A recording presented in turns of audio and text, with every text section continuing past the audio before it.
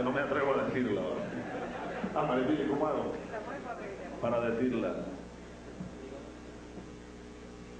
Porque no quiero que se tome como una falta de respeto ante un ser humano, no. Créanme que yo no desprecio a nadie. Si algo de verdad aprendí después del 4 de febrero es que no odio a nadie, ni desprecio a nadie absolutamente. Cada quien, por más vicios que tenga y por más errores que haya cometido, es un ser humano, ¿eh? Entonces no quiero que esto se tome como una falta de respeto al ser humano, que es Carlos Andrés Pérez, porque es un ser humano, pues, sin duda alguna. Pero con esa aclaratoria voy a decirlo. Un buen amigo hace poco me dio una recomendación. Es un dicho muy popular. El que quiera recogerlo y publicarlo, pues publíquelo. Pero le agrego, le ponga eso, que no es ninguna falta de respeto. No lo tomen así. No patee perro muerto.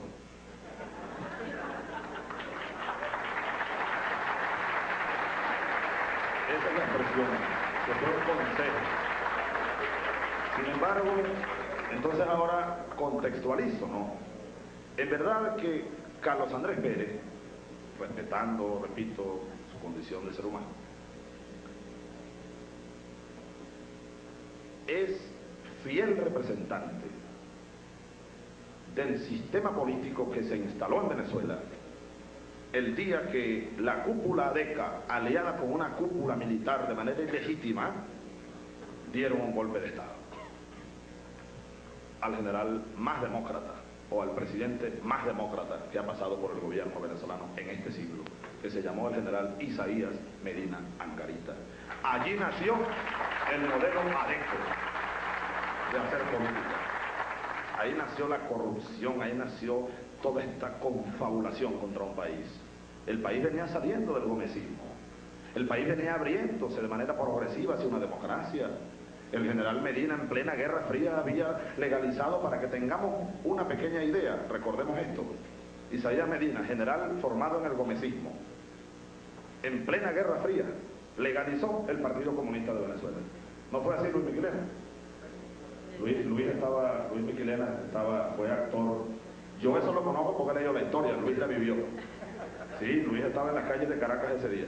Así que, en todo caso, él encarna lo que es un sistema podrido, un viejo sistema. El destino personal de este venezolano no depende de Hugo Chávez Frías. A mí de verdad ya no me importa. Que se encargue de él la ley venezolana y sobre todo la Asamblea Constituyente, que nada ni nadie podrá evitarla. Allí pondremos las cosas en su sitio, a través de la Asamblea Nacional Constituyente. Continuamos con una pausa de 1300, Radio 1300.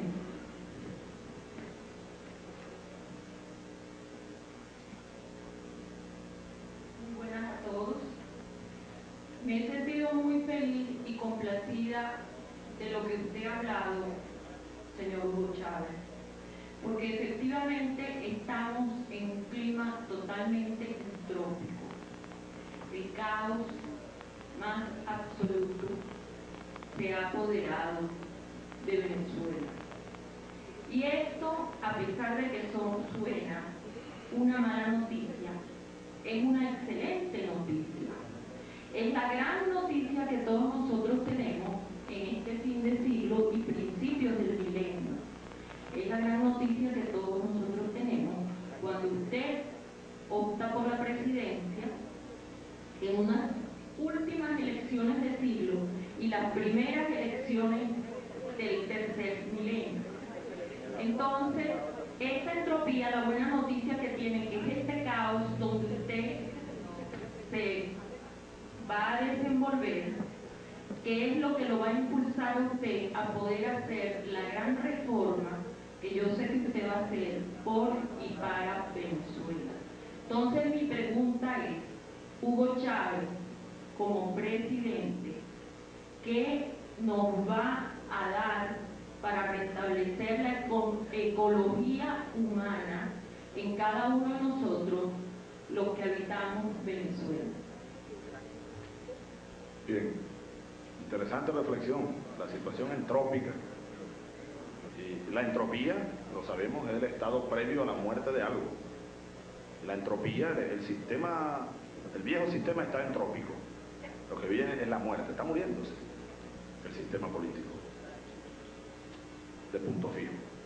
Ahora, ¿cómo hacer para restablecer, así interpreto su pregunta, el equilibrio entre el hombre, ¿no?, la naturaleza, la vida, el rescate de todo eso, de los valores del hombre y los valores de la naturaleza, el equilibrio? Es así. ¿Cómo restablecer eso? Nosotros tenemos un proyecto holístico, integral, que se orientará en el más corto plazo posible al restablecimiento de los equilibrios sociales, de los macroequilibrios sociales. Un modelo económico que genere empleo, que genere productividad, un modelo económico alternativo, distinto al modelo neoliberal salvaje, que destroza la naturaleza y destroza al hombre, porque nosotros somos parte de esa naturaleza. Quien destroza un río, un árbol, quien destroza la sierra de Imataca, por ejemplo, está destrozando parte de la humanidad, parte de la vida. Así que es a través del proyecto. ¿Cómo Hugo Chávez va a lograr esa situación, salir de la entropía y buscar un equilibrio social, ecológico, ecosófico, como dice Raymond Panikkar, este filósofo español hindú, habla de la ecosofía, es el equilibrio entre el hombre, la naturaleza y Dios? Así lo plantea con una gran sabiduría. Creo que a través de un proyecto, de una transformación integral, y es cuando yo hablo de una revolución moral, política y económica, donde existamos en equilibrio, el hombre, los seres humanos, la naturaleza, también los que creemos en Dios, que somos la inmensa mayoría, que haya ese equilibrio con los valores humanos, los valores que tenemos por dentro. De esa manera, pero yo haré el esfuerzo que pueda. Ahora, tampoco me lo pidan a mí solo. Yo se lo reboto a todos. El esfuerzo tiene que ser colectivo. La salida nunca será mesiánica. La salida es colectiva. Es un pueblo, es una fuerza colectiva levantando un país. Yo haré todo lo que pueda, pero todos tenemos nuestra parte.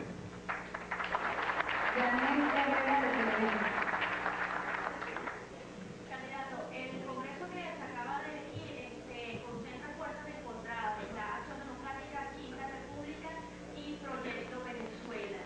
¿Cómo haría usted, si llega a la presidencia de la República, para lograr un consenso político y un piso político en el Congreso? ¿Usted estaría dispuesto a firmar una triple alianza, como ya se ha visto, o simplemente, si no es un Congreso pro-constituyente, lo eliminaría? Miren, la pregunta es muy interesante, toca el elemento político central de comienzo del gobierno.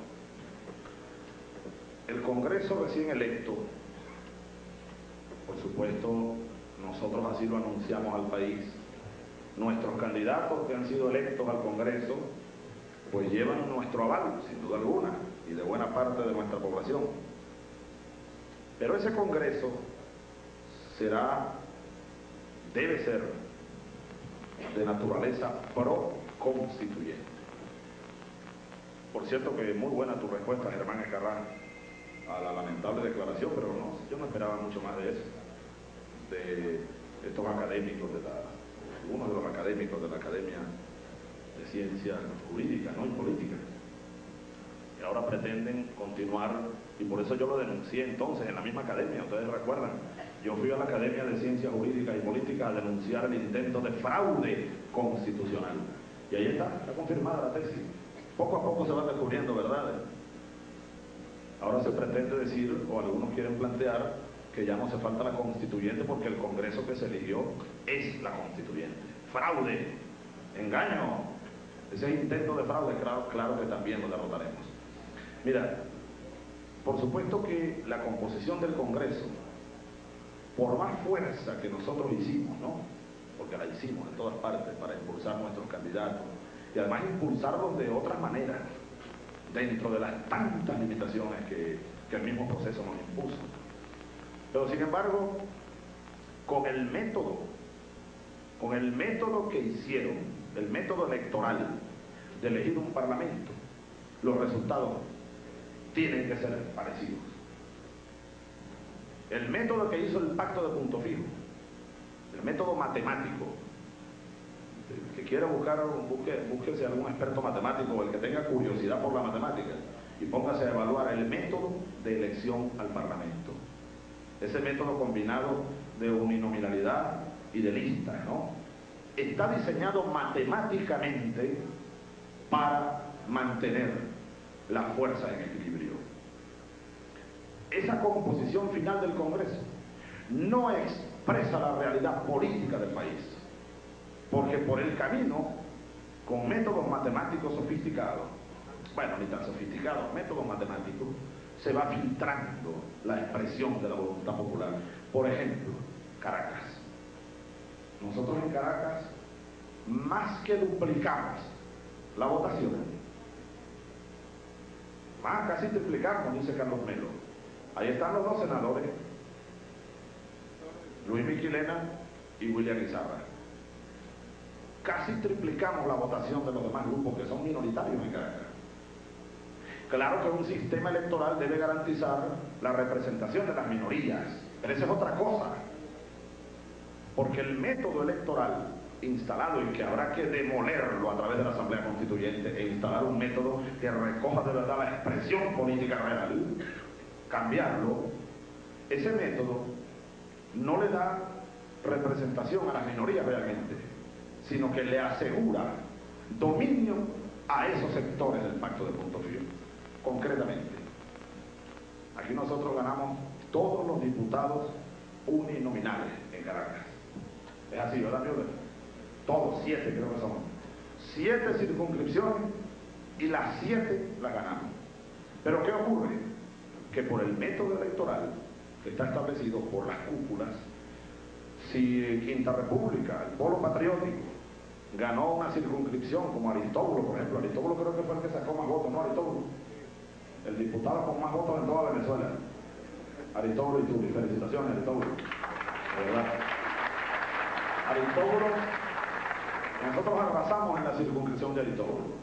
Pero ustedes saben que también había candidatos uninominales y candidatos por lista allí, ¿verdad? Bueno, como Aristóbulo ganó uninominal, eso es excluyente para nuestros candidatos por lista, aunque hayan sacado también la máxima votación. Es así, ¿verdad? Ese es el método. De forma tal que nosotros, bueno, es uno para ti y uno para mí. Uno para ti y uno para mí. Eso es el método. Eso no recoge. Entonces, por eso que ustedes ven que la Acción Democrática, que no tiene en Caracas sino una minoría que está desapareciendo, tiene un grupo de diputados al Congreso Nacional por Caracas. Y en una proporción importante, que no recoge la expresión de la realidad. Igual pasa. Vean ustedes el estado Amazonas, por ejemplo. Todo mi respeto a la gente del Amazonas, comprometidos con ellos igualito que con los caraqueños, que con los barineses. Pero ¿quién puede pensar que eso es proporcionalmente justo? Que el estado Amazonas elija 2 senadores igual que Caracas. ¿Será eso lógico? Vean ustedes cómo ellos diseñaron. Entonces, de esa manera, Acción Democrática, que lo que ganó son gobernaciones con escasa población, Amazonas, apure dudoso, Cristóbal, porque eso lo pelearemos hasta el final en la Corte Suprema, porque todas las tendencias hasta las 10 de la noche daban a Cristóbal Jiménez gobernador del estado Apure, igual que a Girin El Viloria, gobernador en el estado Trujillo, y, oh sorpresa, como dicen en mi pueblo, la cosa cambió al filo de la medianoche. Entonces, he allí algunos elementos matemáticos, ¿no?, que le permiten y le permitirán, bajo este modelo, a esos sectores del Pacto de Punto Fijo mantener allí la capacidad de neutralizar una fuerza nueva como la nuestra. De forma tal que ese comentario, un poco para agregarlo al análisis de lo que es el balance del resultado de las elecciones. Ahora, las fuerzas están allí representadas. Yo lo planteé mucho antes del 8 de noviembre, independientemente de la correlación de fuerzas que el Congreso de 1999 tenga, el proceso constituyente va. Aun cuando nosotros, supuesto negado, así mismo yo lo decía, supuesto negado, aun cuando nosotros obtuviésemos mayoría abrumadora en el Congreso, que era imposible por el método electoral bajo el cual se realizan estas elecciones, aun cuando tuviéramos 2/3 del Congreso, la Asamblea Constituyente va. ¿Por qué? Sencillamente porque el Congreso Nacional no tiene atribuciones para transformar la República, para refundar la República. Esas atribuciones solo le caben a una Asamblea Nacional Constituyente. Entonces, no es que Hugo Chávez va a disolver el Congreso que se va a instalar el 23 de enero, no, lo vuelvo a explicar. El 15 de febrero, yo debo, Dios mediante, firmar el decreto convocando a elecciones o convocando a referéndum, para que sea el país el que decida si vamos o no vamos a la Asamblea Constituyente. Si el pueblo responde afirmativamente a ese referéndum, entonces vamos a elegir una Asamblea Constituyente. El Congreso sigue funcionando todo ese tiempo, todos esos días, todas esas noches, todos esos meses. Pero cuando se instale la Asamblea Constituyente, producto de una elección que no será por estos métodos, sino que será de manera nominal, por eso es que una asamblea nominal, imposible que figuras como las que representan la podredumbre política vayan a llegar a una asamblea constituyente, porque el pueblo sí sabe a quién elige. Cuando se instale una asamblea constituyente, elegida de manera nominal, es decir, nombre y apellido, no por lista, y que la gente sepa quién está eligiendo, y que vaya más allá de los partidos políticos y que abarque la sociedad toda, entonces esa asamblea se instala, y una vez instalada, la asamblea puede, si así lo decide, disolver el Congreso Nacional. Igual puede remover los miembros de la Corte Suprema de Justicia y nombrar una comisión de justicia en emergencia, igual puede tomar decisiones a fondo mientras se está haciendo una nueva Constitución Nacional. Y es allí donde cabe la figura antes de instalar la Constituyente. Cuando nosotros decíamos hace unos meses que nuestros diputados y senadores pueden renunciar, si así lo desean, es renunciar para lanzarse como candidato a la Asamblea Constituyente, porque eso es válido. Si el referéndum es positivo y vamos a constituyente, cualquiera de los diputados o senadores en el Congreso puede renunciar para lanzarse como candidato a la Asamblea Constituyente e incorporarse al proceso constituyente. En resumen, no es Chávez el que va a disolver el Congreso. Si el Congreso venezolano es disuelto, será por la soberana Asamblea Constituyente que elegiremos sin duda en 1999. María del Sol de Cristancho, del Tiempo de Bogotá. Buenos días.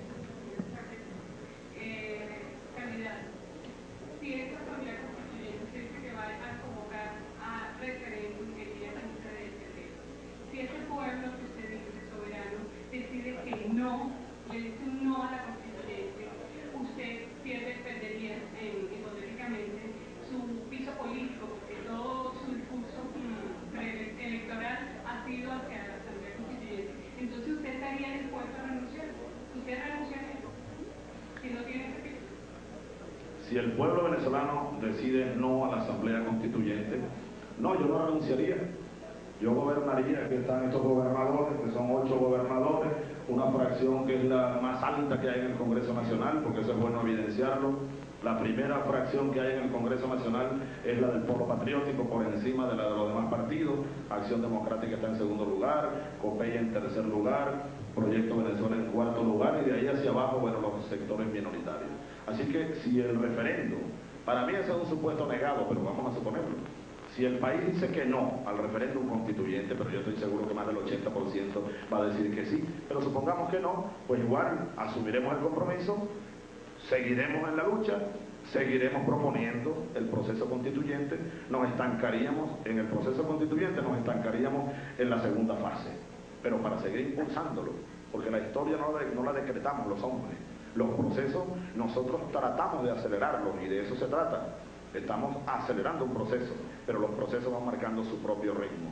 La historia, dijo alguien, es como una rueda implacable que tiene sus propias leyes, tiene su propio ritmo. Los hombres no podemos predeterminar la historia, pero yo, más allá de eso, estoy convencido, así lo creo y lo creemos buena parte de los venezolanos, que el pueblo va a decir sí al referéndum constituyente.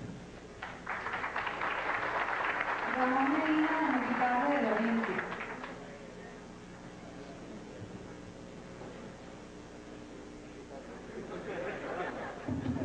Buenas tardes, comandante Chávez.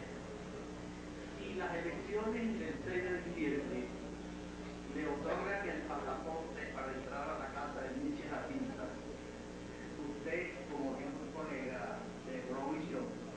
a tener no una piedrita en el zapato, sino dos piedras en el zapato. La primera de ellas es la inflación. ¿Qué va a hacer usted para sacarse esa piedrita del zapato y llevar la inflación a un dígito por año como sería lo ideal? Y la otra piedra que también va a llevar en el zapato es la de los inversionistas extranjeros, que están un poco asustados con un triunfo. ¿Qué va a hacer usted para atraer a los inversionistas extranjeros, conversar con ellos, dialogar con ellos y que vengan esos capitales a enriquecer nuestro país? Bien. Esas dos piedras en el zapato, pues yo de verdad que no las siento, ¿no? Son piedras imaginarias. Especialmente la segunda. La primera, sin duda, más que piedra en el zapato, es una realidad que es, bueno, una gran piedra de todo, no es mía. Es suya también y es de todo. La inflación desatada, la más alta del continente. Así que no es piedra en el zapato de Chávez, más bien es piedra en el camino, obstáculo en el camino de los venezolanos.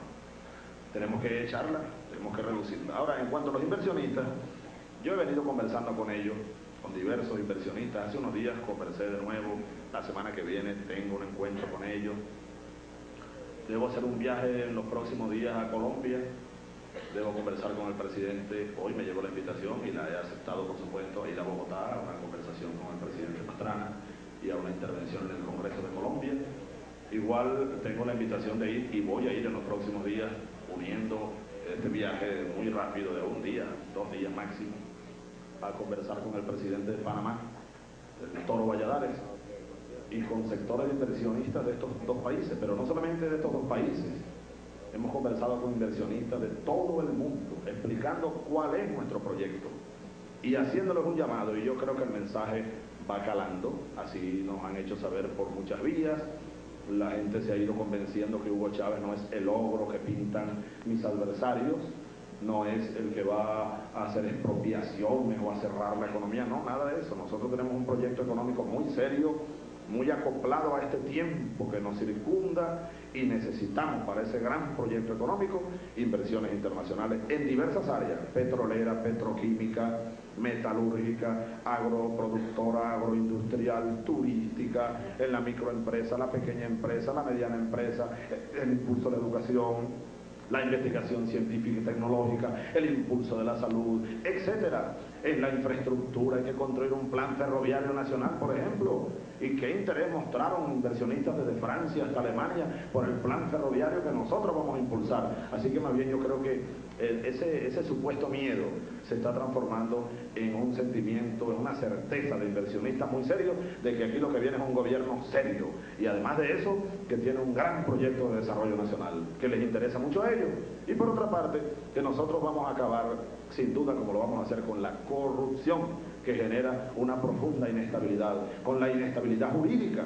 Nosotros vamos a ofrecerle a los inversionistas del mundo lo que no le ha ofrecido este sistema, porque no puede hacerlo, que es seguridad jurídica, seguridad social y sobre todo seguridad de que están hablando con gente seria y no con 4 corruptos que lo que andan buscando es cómo beneficiarse y cómo enriquecerse a costa del Tesoro Nacional. Y en cuanto a la inflación, que es la piedra más que el zapato de Chávez, repito, en el camino de todos, pues tenemos un gran proyecto que tiene varias dimensiones. Voy solamente a mencionar algunas. Una de ellas es manejar con mucha rigidez disciplinaria las variables macroeconómicas. Una rígida disciplina fiscal hay que imponer en Venezuela. Yo ayer en la mañana pasé, por cierto, toda la mañana discutiendo con el equipo económico, precisamente analizando el problema de la deuda externa. Nosotros no vamos a devaluar el bolívar, no tenemos la más mínima intención, porque eso sería desatar aún más la inflación. Nosotros no tenemos que recortar los gastos del Estado, tenemos que acabar con ese 15% o 20% de gastos que se van en la corrupción. Tenemos que frenar el gasto público irrefrenable hasta ahora. Tenemos que poner orden en los gastos de petróleo de Venezuela, que influye mucho en el gasto público. Es decir, disciplina, en resumen, macroeconómica, para frenar las tendencias inflacionarias, para frenar las tendencias devaluacionistas. Y por otra parte, además de eso, para derrotar la inflación, no bastan las medidas macroeconómicas. Hay que ir a medidas de economía real. que tienen que ver con medidas microeconómicas y mesoeconómicas. Es decir, me refiero a un modelo de economía productiva, que haya producción, que se recupere la industria nacional, la producción nacional. Lo repito, en la agricultura Venezuela tiene que ser una potencia agraria en el continente. Tenemos un inmenso potencial agrícola que lo estamos perdiendo, lo estamos desechando. En pequeña empresa, en mediana empresa, la petroquímica, construcción, hay que construir viviendas, hay que construir trenes, puertos de aguas profundas, una marina mercante, viviendas, escuelas, hay que impulsar la economía nacional. Solamente de esa manera podremos paliar la inflación y llevarla en el más corto plazo posible, sí, a un dígito. Claro, eso no lo vamos a hacer en un año, porque sería que fuéramos brujos. No, sencillamente es un proyecto económico progresivo que debe ir reduciendo esa tendencia perversa a la inflación más alta del continente. Pero repito, no es piedra en mi zapato, es en el zapato de todos. Iván Martínez, de la Agencia Internacional de Noticias Reuters. Buenos días. Usted dijo que usted en diciembre iba a firmar un nuevo contrato social, ¿verdad? Que quiere rozar la pobreza, el trato inhumano que tienen los más pobres del país, y de alguna manera eso es lo que está esperando la gente que va a votar por usted. Ahora, ¿cómo va a ser económicamente hablando, más allá de la receta muy general que acaba de hacer, sobre todo lo que sería su plan económico, para enfrentar todo esto en un escenario macroeconómico en el que los precios del petróleo van a estar deprimidos el año que viene? Eso quiere decir que el presupuesto va a estar bajo, tiene que enfrentar un gasto público muy alto, tiene una economía prácticamente de recesión, por como van a cerrar esta misma economía, y un desempleo que en el mejor de los casos va a rondar 15%. Y otra cuestión, usted dijo que no está siendo percibido como un monstruo ni como un poco ante los inversionistas extranjeros. Pero después de los resultados del 8 de noviembre, la bolsa de Caracas bajó, y lo hizo prácticamente toda la semana, y los bonos de la deuda también bajaron. ¿Cómo va a hacer usted de aquí al 6 de diciembre o después del 6 de diciembre, si ganan las elecciones, para restablecer el sistema de confianza? Porque al parecer los inversionistas todavía desconfían mucho de todos sus argumentos y de su programa, porque lo ven muy errático y cambiante, que al principio decía una cosa, ahora dice otra, y de alguna manera el temor está en esta volatilidad de su discurso. ¿Cómo va a ser entonces para restituir esta otra vez? Yo creo que la volatilidad no está en mi discurso. La volatilidad está en la economía mundial. El pánico financiero recorre el mundo. Desde las bolsas de Tokio hasta las bolsas de Londres, la bolsa de Nueva York, la bolsa de Río, la bolsa de Caracas, que es de las más pequeñas, ¿verdad? La bolsa de Caracas es de las más pequeñas de todo el continente, de todo el continente latinoamericano. En las grandes bolsas del mundo, yo no creo que Chávez tenga nada que ver en ese pánico financiero mundial.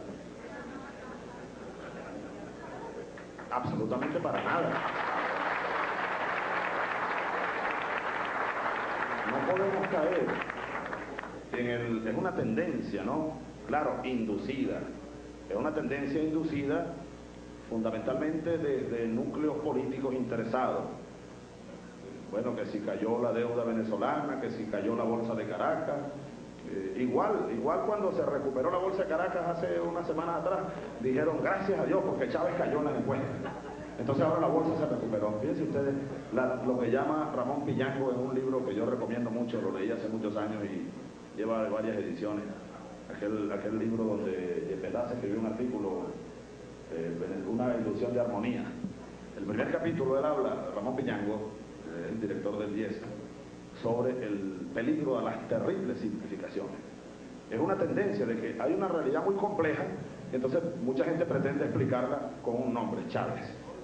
Entonces yo de verdad pues no creo en esa versión de que la bolsa de Caracas cayó porque Chávez y el polo patriótico obtuvieron el triunfo rotundo que obtuvimos. Hay una parte que es verdad. Nuestro triunfo es rotundo. Los grandes titulares del mundo así lo dicen, desde París hasta Londres y por todas partes, el polo patriótico victorioso el 8 de noviembre. Pero no creo que eso se deba, o la caída de la bolsa y de la deuda se deba a eso. Ahora, más allá de eso, nosotros, y lo insisto en ello, con estos inversionistas, los inversionistas que nosotros aspiramos y vamos a privilegiar, no son precisamente los que andan de bolsa en bolsa. No, bienvenidos los que quieran. Los que andan brincando de bolsa en bolsa, a ver dónde ubican los capitales golondrinos que han causado bastante daño a las economías del mundo, le hicieron mucho daño al Asia, le han hecho mucho daño, recordemos el efecto tequila, que destrozó la economía mexicana.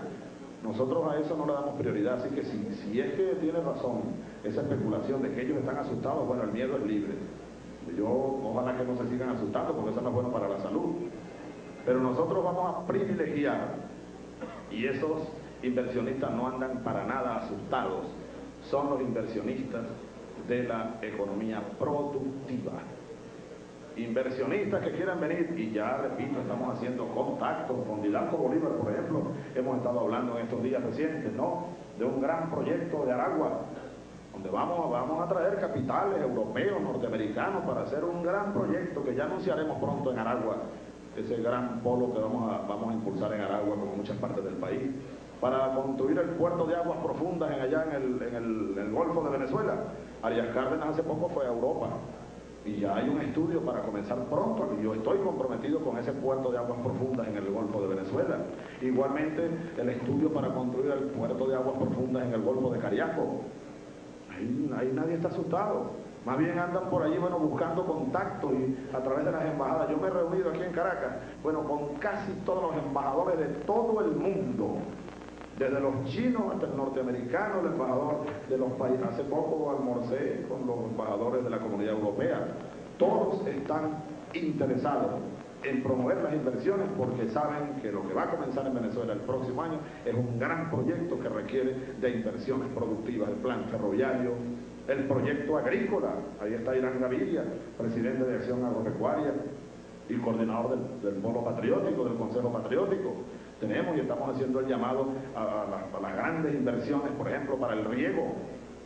Las técnicas de riego más adelantadas del mundo las necesitamos para levantar el inmenso potencial arrocero. Venezuela puede ser una potencia arrocera mundial, por ejemplo. Y ahí hace falta inversiones internacionales. Así que en esos ámbitos pues yo no veo ningún miedo. Ahora, los que se asusten, yo les hago un llamado más bien, aprovecho la pregunta para que no se sigan asustando tanto. Que le tengan miedo a los corruptos, ¿no? Que le tengan miedo a los bandidos que han destrozado a Venezuela. Nosotros vamos aquí a poner orden en democracia y con mucha ética y moral, y eso le conviene a todos, a los inversionistas, sin duda alguna. Y en cuanto a la problemática económica en la cual usted insistió, pues sí, el desempleo, voy a tomarlo por allí, por el desempleo, que es una de las consecuencias nefastas del modelo neoliberal salvaje. Tenemos que cambiar el modelo económico. Tenemos que transformar el modelo económico para generar empleo. Y allí, eso tiene mucho que ver con la reflexión anterior. Grandes inversiones del Estado en algunas áreas, inversiones privadas nacionales, inversiones privadas internacionales. Yo ya le estoy haciendo un llamado y aprovecho para repetirlo a los venezolanos que tienen capitales bien habidos en el exterior, a que vayan pensando en serio en el retorno de esos capitales, para que los inviertan aquí en Venezuela, para incorporarse al proceso de dinamización de la producción, que será la única manera, insisto, en ir derrotando, por supuesto, poco a poco el desempleo, el hambre, la miseria, la inflación, la desnutrición y los grandes desequilibrios sociales y económicos. Se trata de todo un proyecto, un nuevo proyecto económico. Bien, estábamos escuchando parte de la rueda de prensa ofrecida por el candidato de Quinta República, Hugo Chávez Frías, desde el mediodía de hoy en el Hotel Meliá Caracas, donde habló un poco de lo que ha sido el plan constituyente, el poder constituyente que lo ha llegado a conseguir en la primera etapa, que fueron las gobernaciones adquiridas o conseguidas el pasado 8 de noviembre, y la consecución de este plan de mira al 6 de diciembre en las elecciones presidenciales. Algunos periodistas intervinieron y ustedes escucharon parte de lo que fueron sus respuestas ante diferentes puntos preguntados por los representantes de los medios de comunicación social. Nosotros les damos las gracias por habernos acompañado y los invitamos a que continúen con la programación de Globovisión.